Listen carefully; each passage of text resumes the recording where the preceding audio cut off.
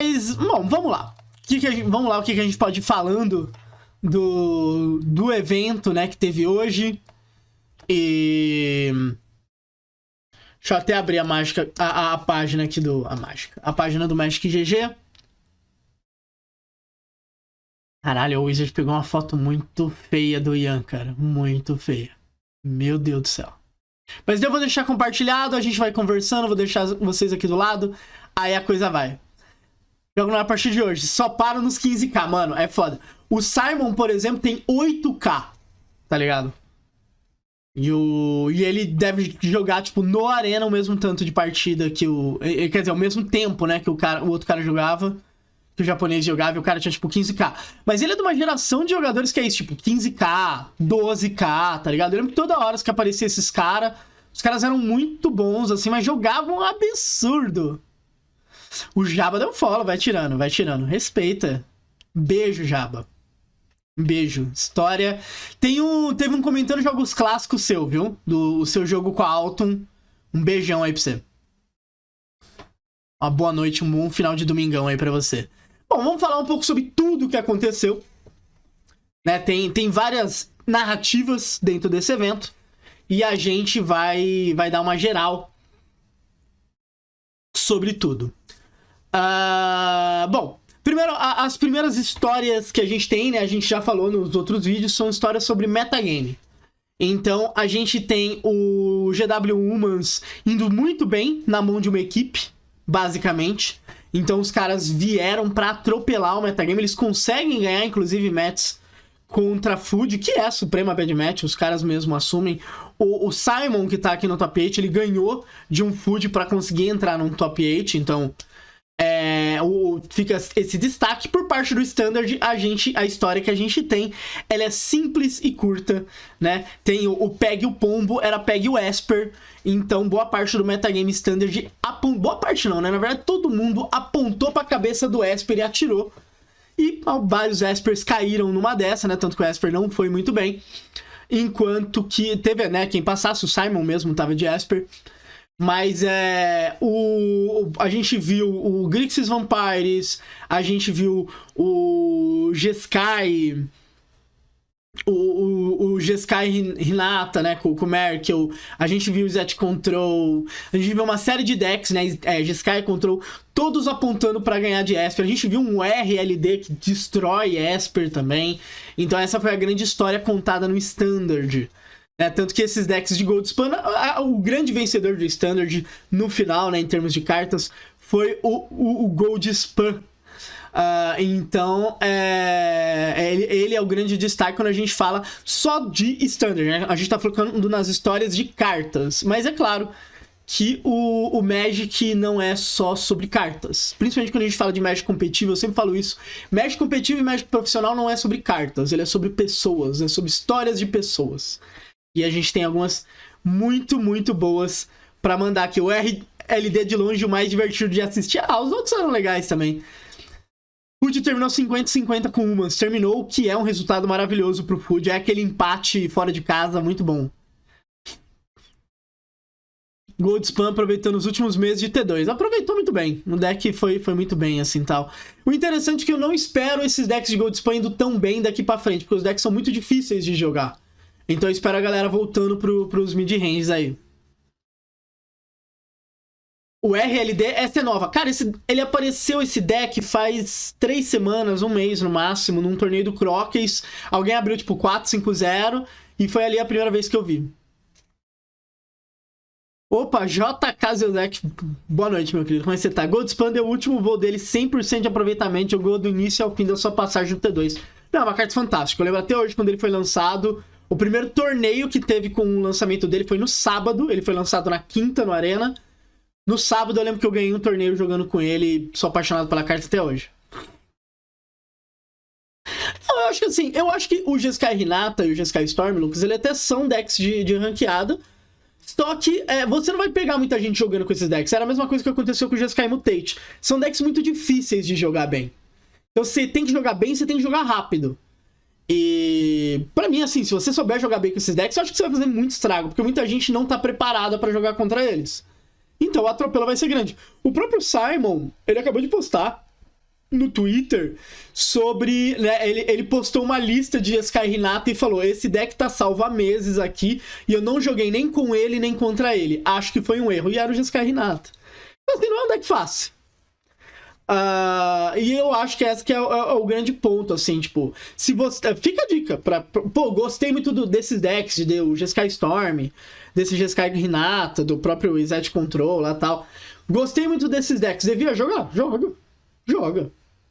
Te garanto que se você jogar bem com esse deck, você vai ganhar muita coisa mesmo. Imagina montar um Jeskai agora e farmar a loja até setembro. É uma maneira. É aquela coisa, tem sempre aquela galera que fala, pô, mas vai ter rotação em setembro, né? São 4 meses. Parei pra fazer a conta. São 4 meses e, pô, não vai valer a pena. Se você for jogar muito, vale. Vou jogar um monte de ranqueada, vou jogar evento, vou jogar, quando tiver torneio, vou jogar torneio. Pô, vale muito a pena. Tá?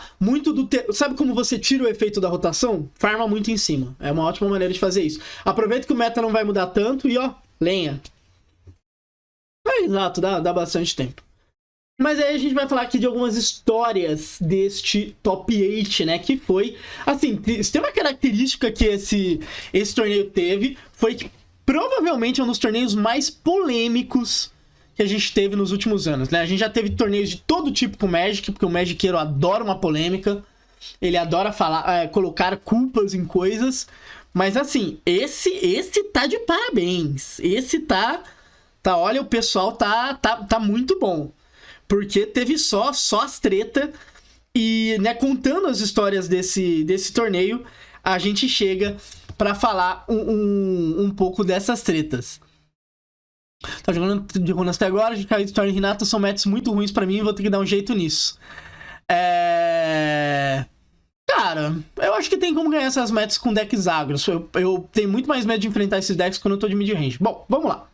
Primeiro vamos falar algumas coisas interessantes. Então, assim, ó, dos nomes que a gente tem nesse Top 8, a gente tem, no pessoal, nos nomes mais novos, por assim dizer, a gente tem a consolidação de uma nova geração de jogadores. Alguns não são tão novos assim, caso do Ian Merkel, mas assim, são jogadores que, se a gente acompanha do ano passado pra cá, eles começaram a fazer muitos resultados. O Ian Merkel, por exemplo, ele veio de fora das ligas, entrou na Rivals, né? Aí a gente tem o anúncio do fim da MPL, do fim da Rivals, e ele vem fazendo muito bem. O Ian Merkel, lembrando, ele já jogou lá no passado, deu uma pausa, voltou. É um jogador realmente muito, muito bom. Esse título, assim, consolida um ano fantástico dele. Quando eu falo um ano, é tipo desde o ano passado pra cá. Tá? Não só pegando esse ano de 2022. Outro jogador também pra gente, né, ficar bem, assim, feliz. David Ingles. David Ingles teve um ano também fantástico. Outro cara, vem de fora das ligas, sobe. Tem um ano incrível no Magic Online também, né? Ele joga uma final do box contra um companheiro de equipe dele, que é o Nathan. Perde pro Nathan a final, mas tá maravilhoso, um ano muito bom. A gente tem o Shota Yasooka, sem grandes novidades, jogador maravilhoso. O Zachary Kim, que é dessa nova geração de jogadores, né, os chamados Zoomers. Então ele foi muito, muito bem. E também consolidou completamente o nome dele, do ano passado pra cá, ótimos resultados e tal. O Simon, ele não é um jogador exatamente novo, ele faz resultados há um bom tempo, mas ele ganhou um destaque muito grande também nessa temporada. Essa temporada ele basicamente classificou para cada Pro Tour individualmente. Eu acho que do último para esse, que ele pegou vaga fazendo 9 vitórias, mas se não era só: joga o Pro Tour, faz um resultado, não é o suficiente, desce, classifica de novo. Ele foi fazendo isso para conseguir toda a pontuação dele, então classificado para o Mundial, conseguiu um final de Pro Tour, vai jogar o próximo Pro Tour, né? O Simon era conhecido por...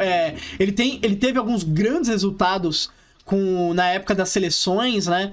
Então, né, saudade dessa época da Copa do Mundo de Magic com a Dinamarca, uma boa geração de jogadores dinamarqueses. O Rizamashi é maravilhoso a história dele.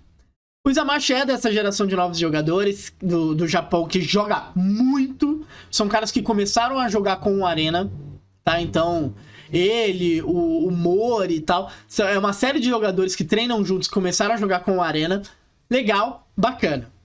Só que tem alguns detalhes interessantes sobre ele. Primeiro, ele ganhou um torneio sem saber que era um PTQ.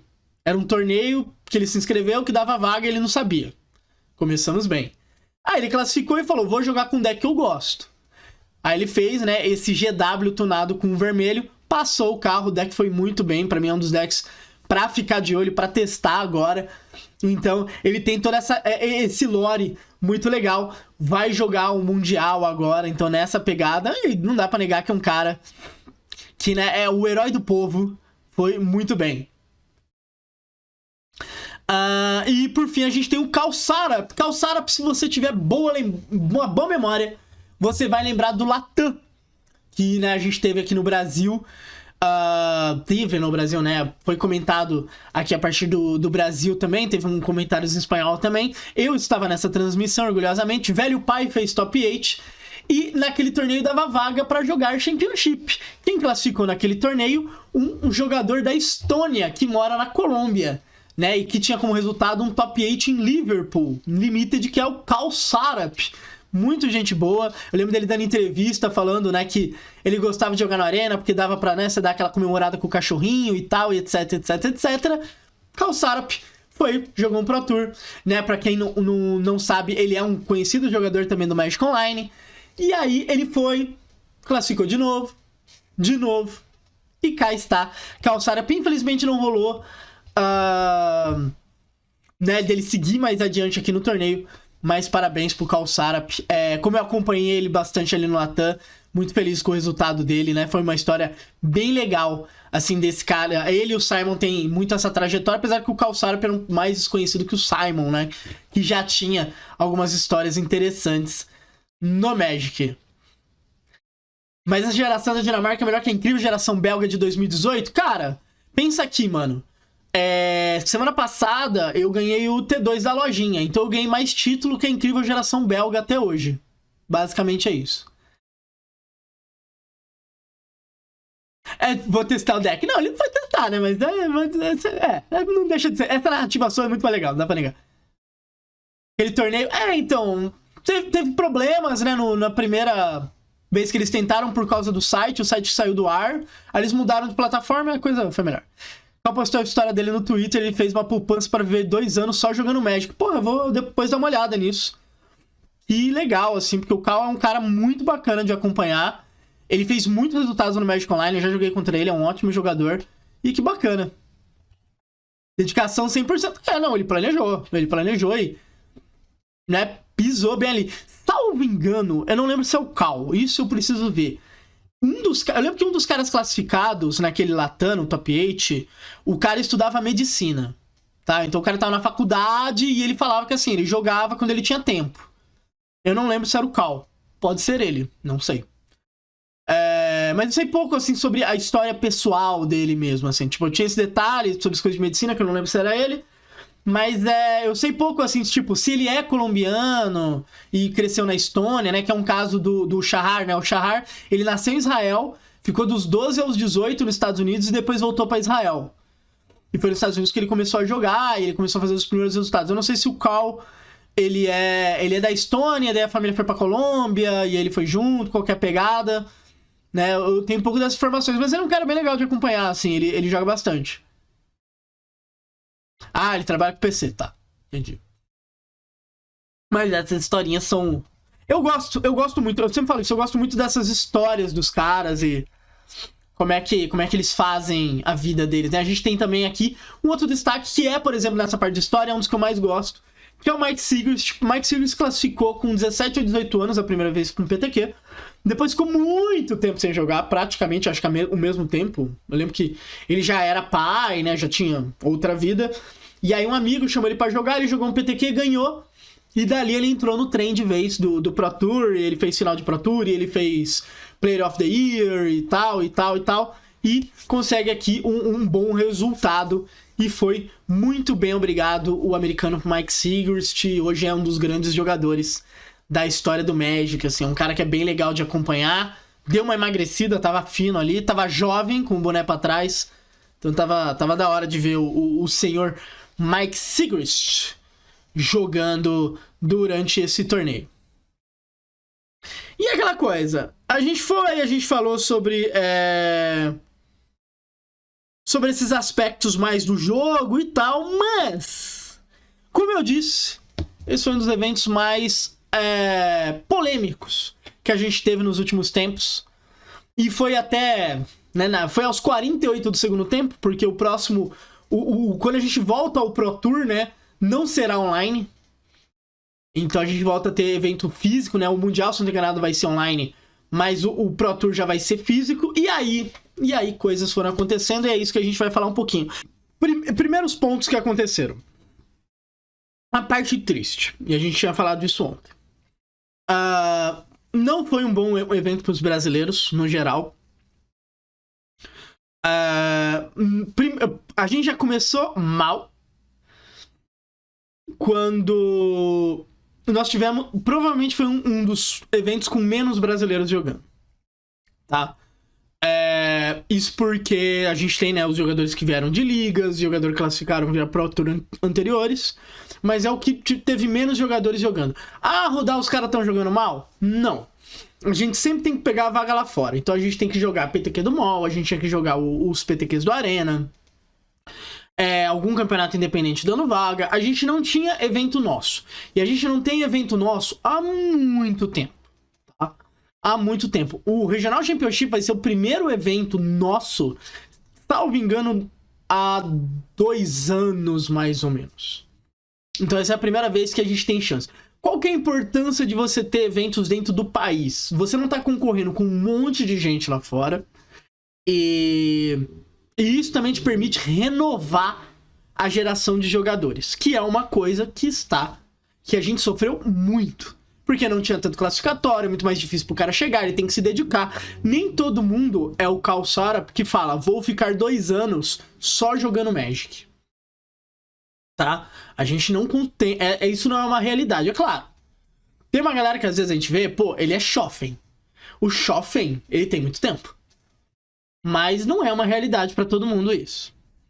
Então, a gente teve pouquíssimos classificados. Esse é um primeiro ponto. Dentro desses classificados, ninguém também tava muito bem nas corridas dos challenges e tal. Quem tava mais ou menos era assim, a gente tinha o Bolovo na corrida dos challengers, né, jogadores que não são de ligas, e a gente tinha o PVzão, que tava na galera das ligas, né, MPL e Rivals, que é o que tinha mais chance, né, o Jaba tava um pouco mais pra baixo. Então, a gente já sabia que o negócio ia ser difícil. O PV tava na briga ali pra conseguir ficar pro Mundial e, né, tentar também já pegar a vaga pro próximo Pro Tour. E o Bolova é que vinha assim, pensando em invites parciais, né? Ainda tinha a questão de poder ir direto, então quem fizesse 9 vitórias ia, tal, etc, etc, etc. Não foi um bom evento nesse sentido. Então ninguém conseguiu, o PV não conseguiu a vaga pro Mundial, o Bolovo também não. O pessoal não conseguiu as 9 vitórias também. Então muita gente caiu já no primeiro dia. E aí a coisa começa a pegar. O Jaba anuncia a aposentadoria dele. E pra mim, eu falo isso muitas vezes. A fala do Jaba numa entrevista que ele deu pra Liga Magic é de uma lucidez muito, assim, de quem tá vendo o que tá acontecendo, tá? Às vezes uma crítica que a gente tem a alguns jogadores do circuito profissional é que eles esquecem que existe um mundo fora da bolha dos jogadores profissionais, que é uma bolha muito pequena, na verdade. E a fala do Jaba pra mim é muito lúcida, que ele fala assim, não vai ter, e aqui eu estou, né, de memória, e ele fala que com as mudanças que a gente tem, vai ter que jogar e produzir conteúdo, e isso não é pra ele. Não é a pegada dele. Tem outros planos, normal. E aí ele anunciou a aposentadoria dele, né? Um jogador... Eu tô tentando usar as palavras corretas, assim. Ele é muito bom, cara. Acho que é a maneira mais sincera que eu posso falar. Ele é muito bom. Ele é bom de verdade. Mas é um ciclo que se fecha e... eu fico muito feliz que a gente pôde ver uma volta dele, né? Porque o título de 2002 ele é extremamente importante pro Magic brasileiro, né? Até pelo hype que foi criado em cima desse título. É uma coisa realmente única. Mas é um ciclo que se fecha, a pessoa tem outras prioridades, mas eu gosto muito dessa leitura dele, de olhar assim e falar, cara, as coisas vão mudar. E eu não quero seguir nesse caminho. Então, é uma lucidez que eu gosto muito, assim, é diferente do cara ir lá e falar, isso aí tá tudo errado, porque, não, ele só falou, as coisas vão mudar, eu sei que vão. E quando elas mudam, eu sigo por outro caminho. Então, uma fala muito lúcida do Jabba. A gente já tinha visto o Vili meio que dando essa pulada fora. Apesar que o Vili, ele é todo de vai e volta, e vai e volta, e vai e volta, e vai e volta. Então, eu não estranho ver o Vili jogando algum classificatório ali de bobeira. E aí, Bruno, bom, mano? Então, eu não estranharia, tá ligado? Tô lá de bobeira e tal, de repente uma careca brilhando. Tanto que eu tava zoando o Vili quando ele foi jogar um qualifier que ele ganhou, que eu tava jogando, eu falei, eu devo estar em 2006, porque você tá jogando um PTQ. Ele falou, deve fazer mais ou menos esse tempo que eu não jogo mesmo. Mas, do Vili. E aí também tem uma fala, que daí é onde a gente entra na fofoca boa mesmo, que é uma fala do PV, né, que mostra, na verdade, o que a gente tem nessa fala, na verdade, é muito mais a frustração dele com tudo o que aconteceu e como aconteceu, que ele não se classificou pro Worlds. Eu não sei exatamente como é que estão as questões do Hall da Fama, né? Elas tinham ficado meio abertas e tal, se ele vai ter vaga pra jogar o próximo Pro Tour ou não, mas a princípio ele não estaria classificado, né? E tem que lembrar que tanto o PV quanto o Jabba quanto o Bertu abriu mão, né? Assim que acaba a questão da MPL, o Bertu fala, tô fora. E esses jogadores vêm dessas ligas profissionais, e aí ele deixa claro na fala dele, né, o quão frustrado ele tá com tudo o que aconteceu. E agora começa a coisa legal, porque o que acontece? A gente já tinha visto no começo do evento que teve uma situação de bug com alguns jogadores, e o evento tinha 3 buys. Isso não tem como acontecer, ao menos que você esteja dando buys para jogadores, por algum motivo. Por exemplo, nos antigos Grand Prix, alguns jogadores tinham buy 1 e buy 2. O que é buy rodar? É quando você, aquela rodada, você já entra com vitória. Então, por exemplo, eu tenho buy 2, eu só vou entrar na terceira rodada já com 2 vitórias. Eu tenho buy 1, eu vou entrar na segunda rodada já com uma vitória. No caso desses 3 jogadores, aparentemente foi um erro técnico da equipe, da organização do evento. E obviamente, ninguém ficou feliz, né? Teve jogadores que não ficaram felizes, porque tipo, pô, por que esses caras ganharam um bye? Né? Mas seguiu o bonde. Não é estranho ter uma situação que dê problema da organização e prejudique um jogador e darem bye. Isso eu já vi em eventos físicos também. Quando a organização diz, eu fiz merda, ela pode dar esse bye. Né? Então, provavelmente, um bye ali era o normal, né? Número ímpar de jogadores, tem o bye. E 2 jogadores devem ter tido algum erro da organização. Aí eu lembro que chegaram a levantar até o que foi. Foi alguma questão da organização mesmo. E aí, por isso tem o bye. Começou aí a coisa. Aí, a gente vai indo. E aí, o PV, ele, no desabafo dele, ele aponta que teve uma situação onde 2 jogadores que estavam na briga pela vaga do Mundial se enfrentaram nas, acho que 13ª, 14ª rodada, e foi dado vitória para ambos os jogadores. O que é muito ruim para quem tava embaixo, porque quem tava embaixo olhou ali para cima e falou, pô, tem 2 caras se enfrentando, eu saio bem dessa briga, porque, né, um dos 2 cai. E os 2 foram para frente. E a situação depois, né, foram levantar que estaria tirando jogadores como o Luiz Scott Vargas e o Márcio Carvalho do Mundial. E aí é quando o circo começa a se montar. Porque qual que é um grande problema? Tipo, eu vou dar um contexto aqui antes.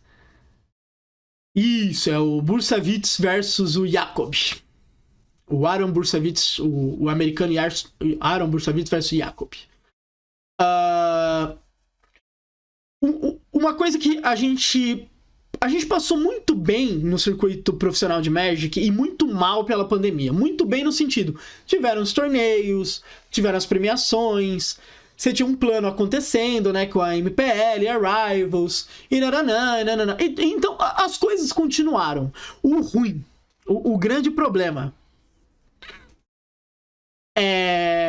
não tinha regras exatamente claras para esses torneios online. E isso gerou muitos problemas. Eu fiz um tweet mais cedo que eu até dei como exemplo. Num dos primeiros eventos online, nos primeiros PTQs online, a partida... eu fiquei a uma vitória do top 8. Essa vitória foi uma partida que eu caí no Game 1 e eu entrei em contato com a organização e com os organizadores, né? E eles falaram que eu jogaria o Game 2. E eles ficaram enrolando pra eu poder começar. Eu falei, não, mas beleza, eu jogo o Game 2, eu perdi o Game 1, né? De boa. Daí eles falaram, não, continua e tal, e vai. Ficou meia hora pra resolver essa questão e no final falaram, não, você perdeu todas. E aí quando eu fui ver, não tinha uma regra clara sobre isso. E não existem regras muito claras em vários eventos. Tá? A gente tem, por exemplo, lá no Pro Tour é de tal maneira, mas não é como funciona, por exemplo, para um evento físico. Tem as regras do torneio que regem como você vai fazer o torneio, não necessariamente a aplicação de regra, é o MTR, né? O Magic Tournament Rules, né? As regras de torneio de Magic. Então ela que diz, olha, de 1 a 8 jogadores é 3 rodadas, 9 a 16, 4 rodadas. Se um jogador fizer isso, acontece isso. Se um jogador fizer tal coisa, acontece tal coisa. Se acabou isso aqui, né, se deu tal problema, ela prevê isso. E isso vira um padrão. Então, se eu jogar na loja do Juquinha ou no Pro Tour, eu sei que o MTR será seguido. E isso não aconteceu online. A gente teve um documento redigido por juízes para meio que ser um MTR online.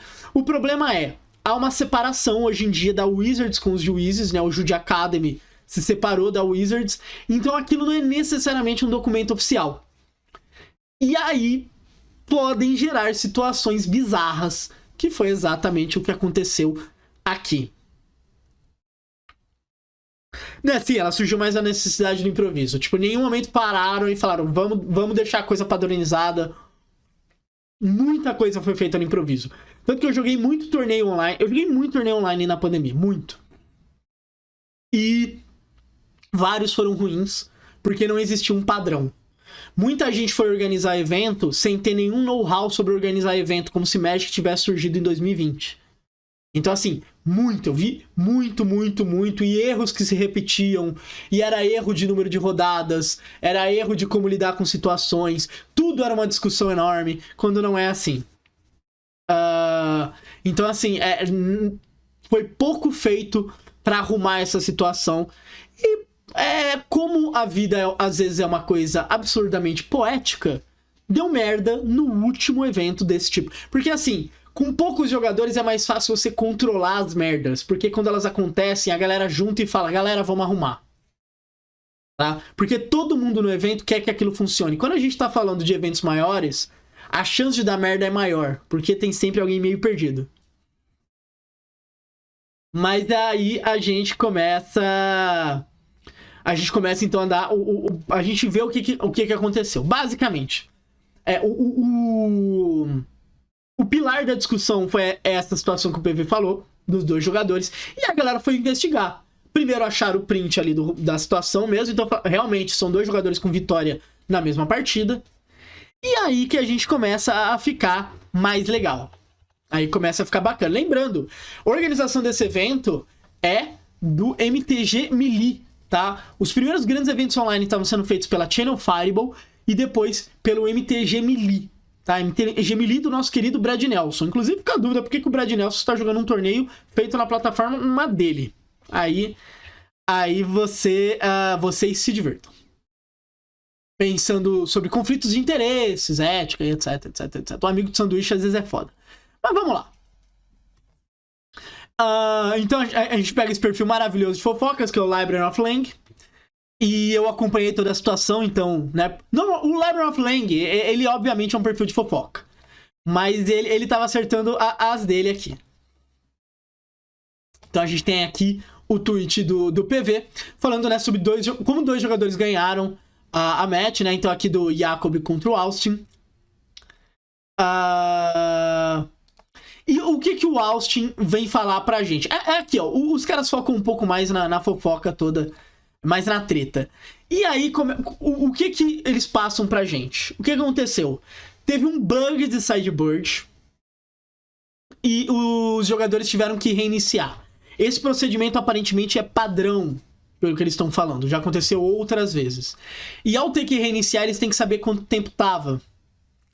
E aí começam discussões, tal, que não são tão relevantes assim, porque o Aaron diz que o Jacob zerou o tempo, o Jacob diz que ele ganhou a partida, então não vai muito a lugar nenhum. Mas o grande ponto é como que eles, a Wizards junto com o MTG Melee lidou com esse problema.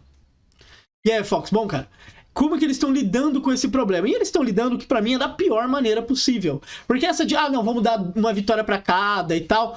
Você realmente tem um impacto muito grande em dar problema a isso. E esse procedimento é comum. A gente viu, então, o que eles estão passando é que, assim, nos últimos torneios isso aconteceu muito. Do mesmo jeito, a gente tinha um bug acontecendo, e aconteceu no torneio aqui, aconteceu mais de uma vez, do jogo crashar em determinada situação. E aí o jogador tem que ir e voltar. Na volta ele perde tempo, os jogos todos são muito longos, e perde. O Mike Sigrist perdeu um jogo assim. O David Ingles perdeu um jogo assim. Por mais que eu considere que administrar o tempo é parte da habilidade de usar o programa, sabe? É como se fosse, por exemplo, saber segurar cartas é parte da habilidade de jogar Magic físico. Então administrar o tempo Quando a gente tá falando de jogadores perdendo tempo por causa de crash, e tinha um crash, né, quando a saga do Kikijiki flipava, o jogo tava crashando. Com isso acontecendo, a gente tá num problema muito grave, porque daí a gente começa a falar que podem ter acontecido mais situações desse tipo, que na verdade tem a ver com o jogo e o desenvolvimento do jogo em torneios profissionais. Então isso não tira necessariamente a legitimidade, por exemplo, da vitória do Ian Merkel, mas é uma bomba, né, desnecessária, e que no final é assim, eles não tinham um procedimento exatamente padrão pra tudo. Então vão ter, porque assim, a discussão que tem depois aqui do Jacob com o Aaron e tal, etc, são de jogadores que não sabem o que tá acontecendo. Eu falei com o administrador tal, aí eu falei com tal cara, aí o cara falou tal coisa, e aí a gente fez assim, sabe? É como se Magic, toda vez que a gente tivesse uma discussão de regra, tivesse que vir um juiz e fizesse uma conferência sobre isso. Dica, se isso já aconteceu com você num torneio de Magic físico, tá tudo errado. Não é pra ter uma conferência discutindo, é pra regra ser aplicada e segue o jogo. Então quando começa a ter isso, você começa a gerar uma série de problemas. Porque ele começa a ser quem fala mais alto e tal, e aí a coisa não vai. É da Copa de 98, né? Lembra bastante. Mas daí, então, criou-se isso. E aí é onde começa toda essa discussão. E no top 8, quando a gente tem o David Ingles com o jogo crashando dele, o Mike Sigrist com o jogo crashando, eu diria que, assim, o último Championship, né, o último Pro Tour, né, se a gente for usar um nome pra colocar num guarda-chuva maior, o último Pro Tour online mostra que não dava pra fazer as coisas. O que lembrou, e aí o nosso querido Brian Kibler, nosso Hall da Fama Brian Kibler, nos lembrou de uma situação, né, de quase 10 anos atrás, se não 10 anos atrás, quando o Brian Kibler estava jogando no Magic Online, uma final do MOX, e o jogo resetou, tá? Então, se você quiser sentir o drama, tava acho que na 5ª rodada, não lembro. Eu sei que o Kibler tava X0 ou X1, e o jogo crashou e reiniciou o torneio. E aí o Kibler falou assim, não dá para torneios grandes acontecerem online se os caras não conseguem fazer esses programas direito. Tanto que é o Marco que faz o Kibler sair do Magic. Tá? Ele sai completamente, ele abre mão de tudo, ele entra com os 2 pés no Hearthstone, e hoje ele é um cara super conhecido no Hearthstone e tal, etc. Além de ser um cara bem simpático. E isso volta, né, dessa importância em situações assim. Aí a gente lembra, por exemplo, do que aconteceu comigo. Tudo bem que o meu final foi muito feliz, mas o que aconteceu comigo, né? Que no jogo decisivo, valendo vaga pro Championship, o jogo não achava oponente pra mim. Eu lembro que teve um Kubato tinha, que o jogo travava também numa final de PTQ no mall. Por que essas situações acontecem há 10 anos? E por que isso nunca melhora? E quantas vezes a gente vai ter que ver isso acontecendo? E será que realmente não tem como melhorar. Então essa que foi a grande polêmica erguida, assim. Nos 48 do segundo tempo, o Arena foi lá e mandou uma boa. Se der um problema, abre um chat com os dois, mas o juiz esclarece, não chat individual, convenhamos. Concordo